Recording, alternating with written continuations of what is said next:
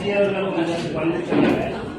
மீத அறிமுகம் செய்வோம், இல்லை புதியவர்களை மட்டும் அறிமுகம் செய்வோம். நன்றியா. அவர்களுடைய பிரச்சனைகள் என்ன என்பதனை அணுகி அதோடு இணைந்து செயல்பட்டு கொண்டிருக்கின்ற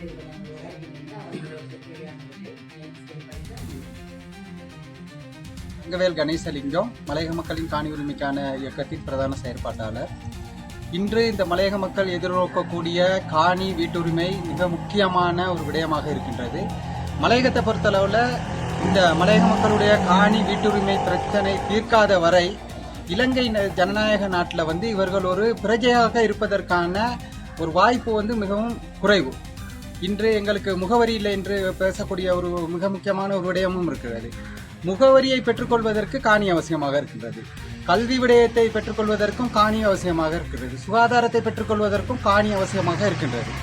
ஆகவே தற்போது இந்த வந்திருக்கக்கூடிய தேசிய மக்கள் அரசாங்கம் கூட மலையக மக்களை ஒரு தேசிய பிரஜைகளாக, சமமான பிரஜைகளாக வழிநடத்துவதாக உறுதியளித்திருந்தார்கள்.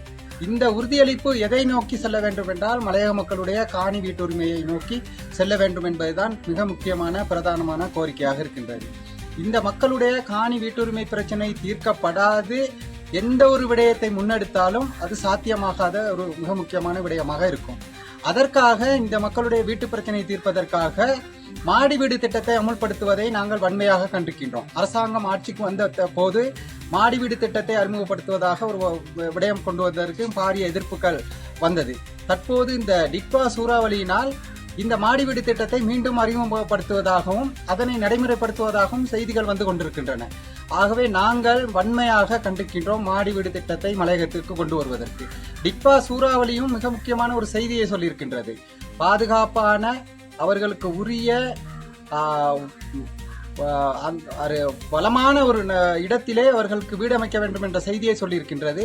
அதே போல மலையகத்தில் இருக்கின்ற 30% காணிகள் இந்த டிக்வா சூறாவளியால் பாதிக்கப்பட்டிருக்கின்றன என்ற செய்தியும் அனர்த்த முகாமைத்துவ நிலையம் சொல்லியிருக்கின்றது.